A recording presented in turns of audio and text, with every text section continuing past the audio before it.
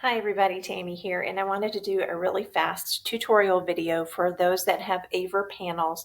There's a couple of different settings that we want you to do, so I thought I would just do a quick video and go through those steps and make it easy as possible. So still, if you have any questions, just feel free to let me know. All right, the first thing we're going to do is we're going to rename your board. So sometimes when you're casting or you see different panels, we're getting so many that they all have these crazy numbers, letters combinations. So we want to give them specific names. So please follow this protocol. What you're going to do first is go to your settings. So it's your little gear settings. And you're going to scroll down to see panel display. So we're going to go there first. And under display, you see device name. You're going to click on that. And it's probably going to say Aver board, something, something, bunches of letters and numbers. So we want to change it here, but we do want you to use a specific protocol for that. So we're going to have, for primary, you're going to, let me turn on annotation here. For primary, we're going to have PR and then underscore and then RM for room, and then no space needed, just whatever room number it is. So primary campus will be PR underscore RM and then whatever the room number is. For intermediate, we're just going to do IN underscore room. We'll have middle school is MS, junior high is JH, and high school. And just don't forget the underscores and then room, RM, and then the room numbers.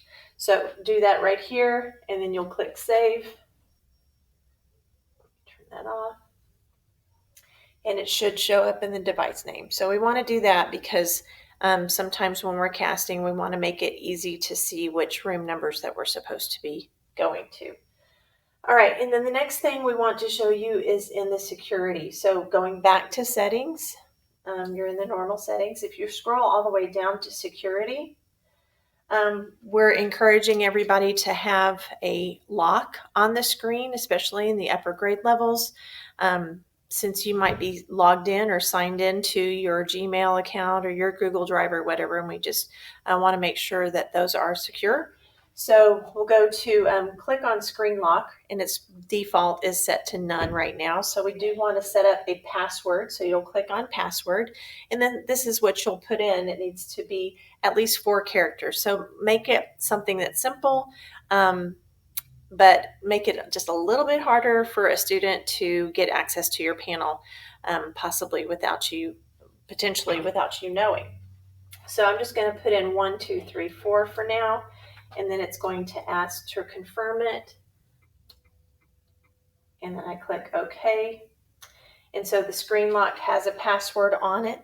So when you leave your board, you can click the power button in the lower right and just push screen lock, and it will lock your screen. So it's not completely off, but it is locked. So when you push your power button again, then you're going to get your screen. When you hit it, it's going to ask for your password.